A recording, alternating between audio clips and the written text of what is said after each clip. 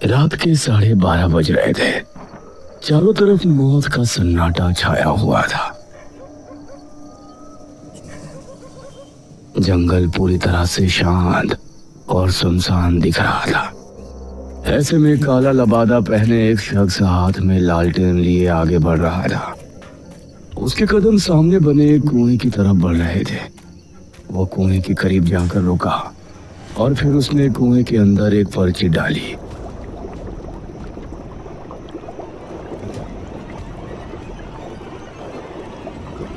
उसने जलता हुआ लालटेन भी कुएं में फेंक दिया और उसके बाद तेज कदमों के साथ वहां से ऐसे भाग निकला जैसे कि अचानक कोई बड़ा खतरा वहां आ पहुंचा हो।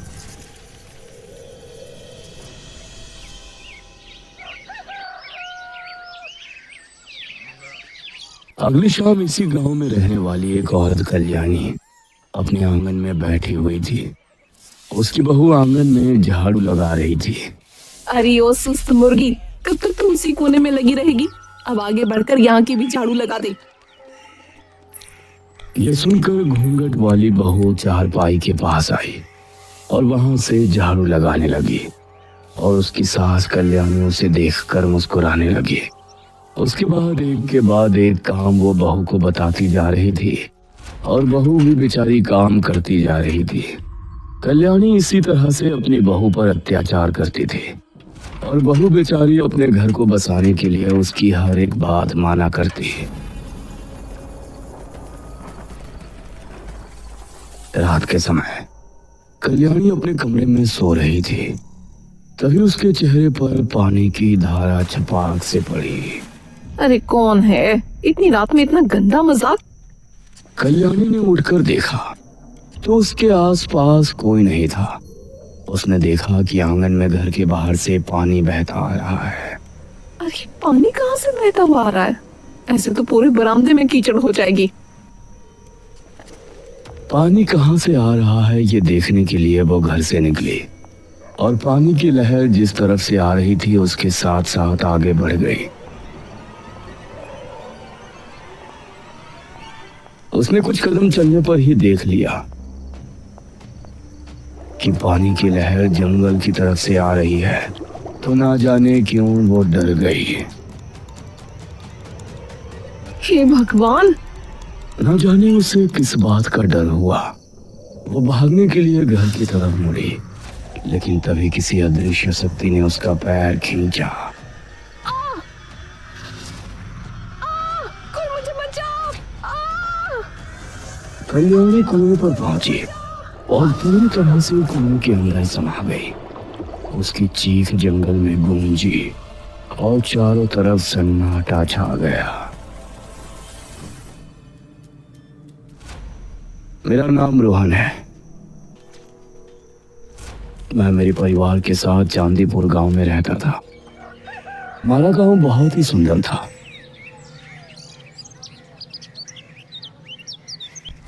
और हमें यहाँ रहते हुए किसी तरह की कोई परेशानी नहीं होती थी। मेरे दादा और दादी सरूरपुर गांव में रहते थे और वो हर महीने मुझसे मिलने आया करते थे। दादाजी, दादी जी,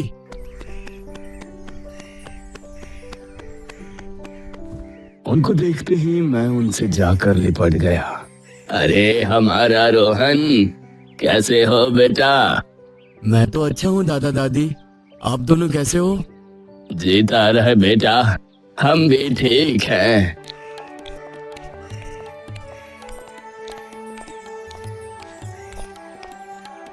उन्होंने काफी देर तक मुझसे और मम्मी पापा से बात की और मैंने इस बार भी उनसे वही सवाल किया जो मैं हर बार उनसे किया करता था। दादाजी, मैं आपसे हर बार आपके गांव चलने की बात करता हूँ, लेकिन आप मुझे लेकर नहीं जाते हैं। लेकिन आज आपका कोई बहाना नहीं चलेगा। ये सुनकर दादा और दादी दोनों के चेहरे पर गंभीरता के भाव नजर आए और दादा बोले, ठीक है रोहन बेटा, इस बार तो नहीं, लेकिन अगली बार जब हम तुमसे मिलने आएंगे तो तुमको अपने गांव लेकर चलेंगे। दादाजी, अब फिर से? अरे रोहन बेटा, परेशान मत हो। अगर दादाजी आपको लेने नहीं आए तो मैं और तुम्हारे पापा हम तुमको दादाजी के गांव लेकर चलेंगे।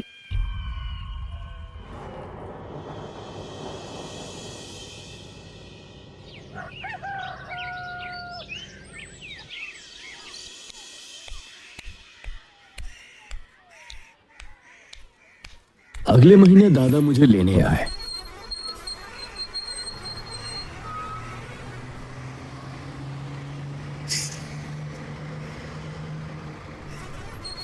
और मैं उनके साथ उनके गांव सरूरपुर आ गया। उनका गांव भी बहुत सुंदर था। पूरे दिन उन्होंने मुझे घुमाया फिराया।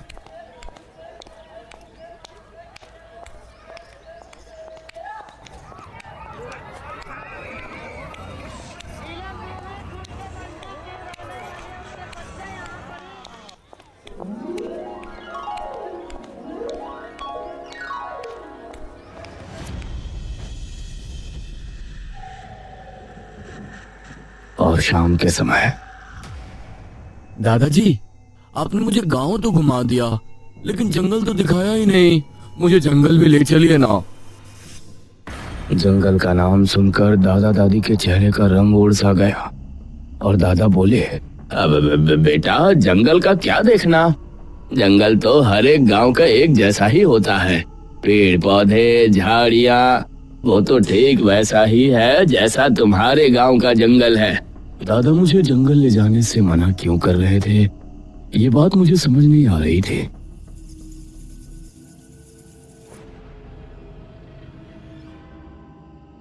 रात होने पर हम सभी आंगन में खाट बिछाए सो रहे थे।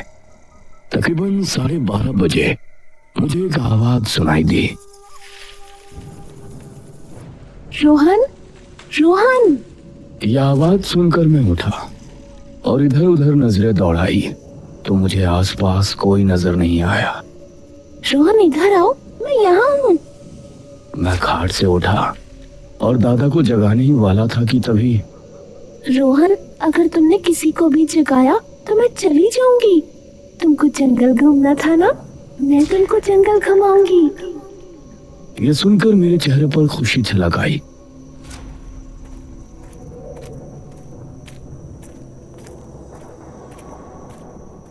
रोहन, तुम मेरी आवाज का पीछा करते हुए यहाँ तक आ सकते हो। मैं जंगल की तरफ हूँ। मैं उस आवाज का पीछा करता हुआ जंगल की तरफ रवाना हो गया, लेकिन मैं जितना आगे बढ़ता वो आवाज भी दूर होती जा रही थी। आओ रोहन, तुम मेरे बहुत करीब हो। मैं जंगल के बेहद करीब था, तभी किसी ने मेरे कंधे पर पीछे से हाथ रखा। रोहन, यहाँ क्या कर रहे हो? दादाजी, वो मैं। चलो घर चलो, इतनी रात में यहाँ घूम रहे हो, तुमको डर नहीं लगता? दादाजी फिर से मुझे घर ले गए।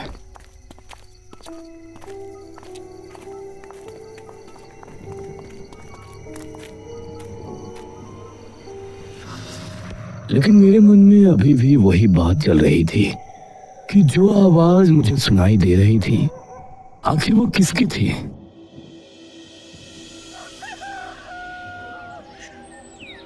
अगले दिन शाम होने पर मैंने एक चाल चली। दादाजी, मैं खेलने के लिए गांव के मैदान में जा रहा हूँ। अरे बेटा, थोड़ी देर रुको, मैं भी तुम्हारे साथ चलता हूँ। दादाजी, आप मुझे मैदान में तो जाने दीजिए। मैं बहुत बोर हो रहा हूँ। मैं बच्चों के साथ खेलना चाहता हूँ। आपको जब आना हो तब आ जाना। मैं मैदान का बहाना करके वहां से निकला।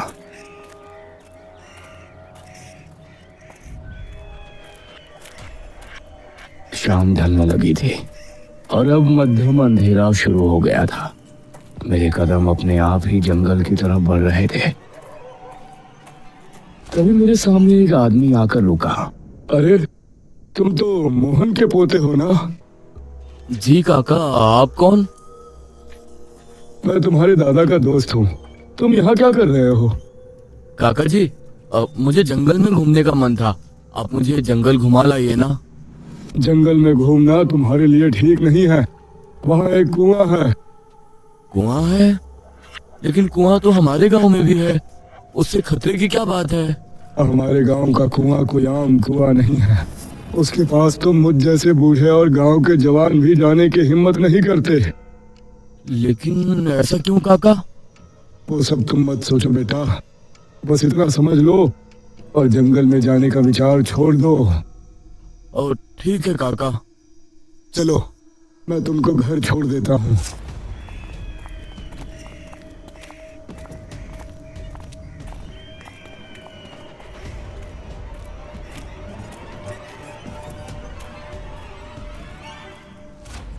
उस रात सबके सोने के बाद मुझे फिर से वो आवाज सुनाई दी। रोहन, रोहन, जल्दी उठो और मेरे साथ चलो। मैं तुमको आज जंगल दिखा लाती हूँ। अरे ये तो वही आवाज है जो कल रात को मुझे सुनाई दी थी। हाँ, मैं वही हूँ। तुमको जंगल घूमना है ना? आओ, मैं तुम्हें जंगल घुमा लाती हूँ। लेकिन आप हो कौन? ना सामने आती हो ना दिखाई देती हो। मेरे इतना कहने के बाद मुझे जंगल की तरफ एक धुआं सा नजर आया।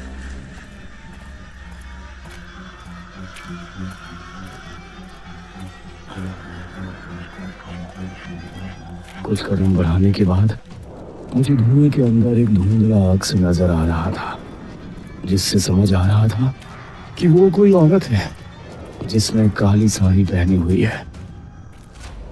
रोहन, तुमको पहले भी समझाया गया है ना कि जंगल की तरफ जाना ठीक नहीं है। एक बार फिर से दादाजी को सामने देखकर मैं डर गया।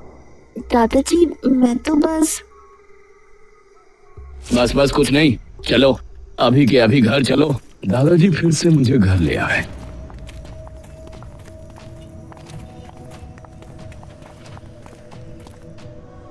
लेकिन मेरे मन में अब जंगल जाने की उत्सुकता और बढ़ गई थी।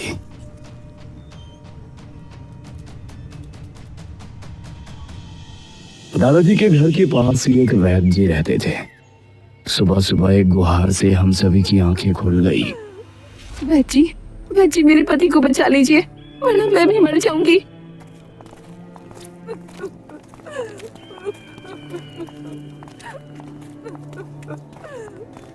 एक औरत अपने पति के साथ वैद्य जी के घर के बाहर बैठी थी। उसका पति जमीन पर पड़ा था और उसकी हालत बहुत खराब थी। अरे क्या हुआ इसको? इनको खून की उल्टियां हो रही हैं वैद्य जी, कल से कई हो चुकी हैं। इसे जल्दी अंदर लेकर जाओ। मेरे दादा और गांव के एक आदमी ने आगे बढ़कर उसके पति को सहारा दिया और उसे वैद्य जी के घर के अंदर ले गए। मैं भी उनके पीछे घर के अंदर पहुंच गया। ये इसके साथ कब से हो रहा है? वैद्य जी, कल सुबह से ही इनके साथ ये हो रहा है। जब से अब तक न जाने कितनी उल्टियां कर चुके हैं। घबराओ नहीं, मैं इसकी दवा कर देता हूँ। वैद्य ने काफी समय लगाकर उसके लिए दवा बनाई। ये लो रमेश, इसे खा लो।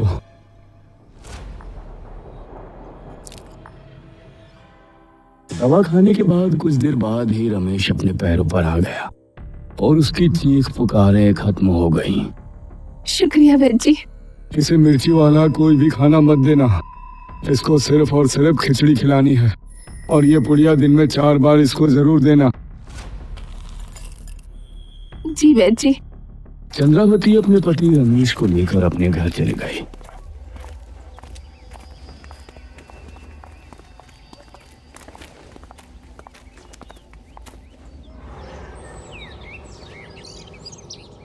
दोपहर के तकरीबन 4 बजे के समय फिर से वो औरत अपने पति को लेकर वैद्य जी के पास आई। देखिए ना वैद्य जी, इनको फिर से उल्टी आई है।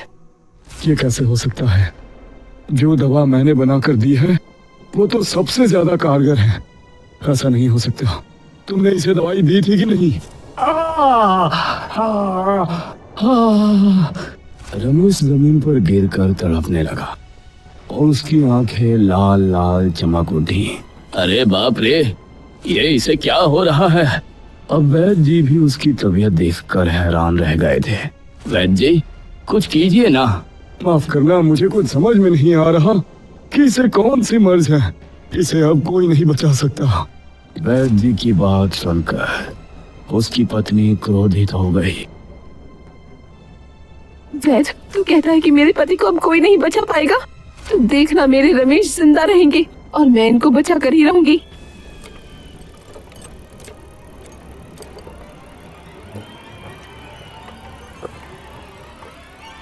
उस रात मैंने पक्का इरादा किया कि आज जंगल जाऊंगा और उस कुएं पर भी होकर आऊंगा। मैं मौका देखकर रात को 12 बजे के समय आखिरकार घर से निकल ही गया। लेकिन बड़े ताज्जुब की बात थी कि आज मुझे कोई आवाज सुनाई नहीं दे रही थी। मैं धीमे कदमों के साथ जंगल की तरफ बढ़ रहा था। दिल में डर के साथ साथ एक एक्साइटमेंट भी थी कि आज मैं उस कुएं को देखने वाला हूँ, जिसके बारे में इतने दिनों से कुछ ना कुछ अजीब सुनता हुआ आ रहा हूँ। मैं जंगल पहुंचने ही वाला था, तभी मैंने एक दृश्य देखा। काला लबादा पहने हुए, हाथ में लालटेन लिए कोई औरत जंगल की तरफ जा रही है। अरे, ये तो वही आवाज है जो कल रात को मुझे सुनाई दी थी। लेकिन आप हो कौन? ना सामने आती हो ना दिखाई देती हो। आप सामने तो आइए। दादाजी, मैं तो बस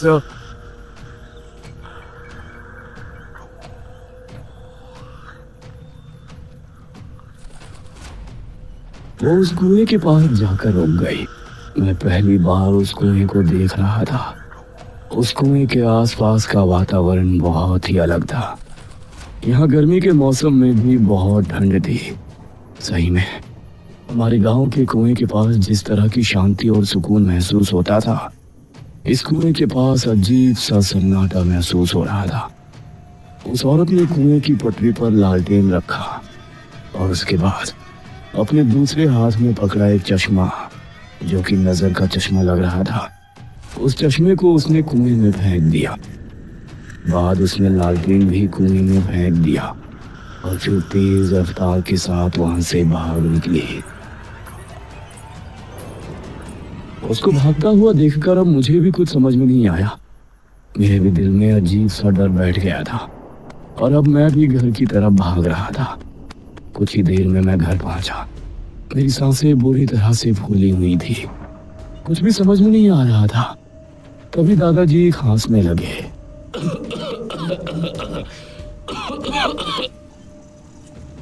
उनके उठने से पहले ही मैं खाट पर लेट गया और फिर अपनी आंखें बंद कर लीं। अगली सुबह हमारे उठने के फौरन बाद ही गांव के मुखिया दादाजी के पास आए। मुखिया जी, आप? हाँ महेश बाबू, सुना है कि रमेश ने कल से खाना पीना बोलना सब छोड़ दिया था।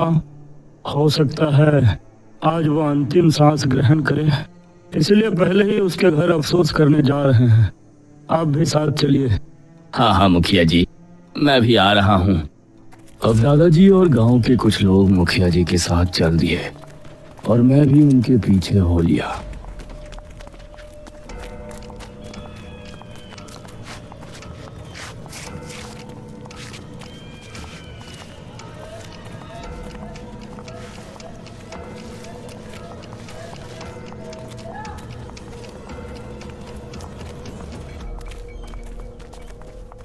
सभी रमेश के घर पहुंचे तो उन्होंने पाया कि रमेश अपनी पत्नी के साथ आंगन में बैठा हुआ है और एकदम सही सलामत नजर आ रहा है।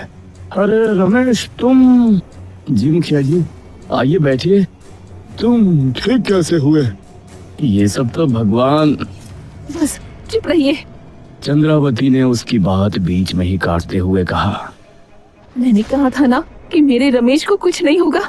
नतीजा आप देख सकते हैं। यह सुनकर वैद्य जी हैरान रह गए। नहीं, यह नहीं हो सकता। लगातार इतनी खून की उल्टियां करने के बाद कोई भी इंसान कभी नहीं बच सकता। यह असंभव है। तो क्या कहना चाहते हैं आप? यहाँ मेरे पति की आत्मा बैठी है। सरपंच जी, गांव के एक आदमी ने उंगली से रमेश के घर की चौखट की तरफ इशारा किया तो सबने देखा कि उसकी चौखट पर एक मटकी लटकी हुई है। ये क्या? उस मटकी को देखकर मुखिया और मेरे दादाजी समेत सभी गांव के लोग हैरान रह गए। क्या तुमने बिल्कुल भी ठीक नहीं किया चंद्रावती, बिल्कुल भी ठीक नहीं किया। मेरे पति के बचने पर मुझे धन्यवाद देने की जगह आप लोग ये कह रहे हैं कि मैंने ठीक नहीं किया।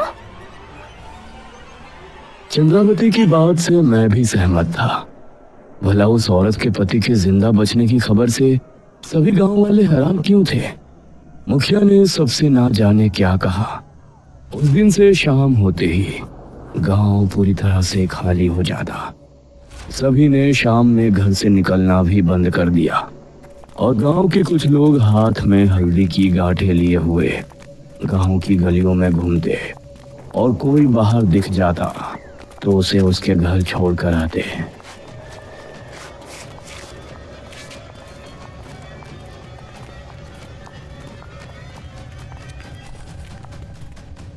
दादाजी, चंद्रावती के पति के ठीक हो जाते ही गांव का माहौल अजीब क्यों हो गया? क्यों लोग इस तरह से डर कर घरों में रहने लगे हैं? मुझे कुछ समझ में नहीं आ रहा। बेटा रोहन, तुम मुझसे वादा करो कि तुम इस बारे में कोई सवाल नहीं करोगे। तुम कभी भी जंगल में जाने की सोचोगे भी नहीं। जी दादाजी। मैंने दादाजी की हाँ में हाँ मिला दी, लेकिन अब मेरे मन में कई सवाल उठ रहे थे। कुएं के साथ साथ अब मुझे ये भी जानना था कि वो औरत कौन थी और इस तरह गांव के लोग चंद्रावती को किस बात का दोषी मान रहे थे। रोहन, रोहन, मेरे पास आओ, मैं आज तुमको जंगल घुमा लाती हूँ। रोहन, रोहन, मेरे पास आओ, मैं आज तुमको जंगल घुमा लाती हूँ।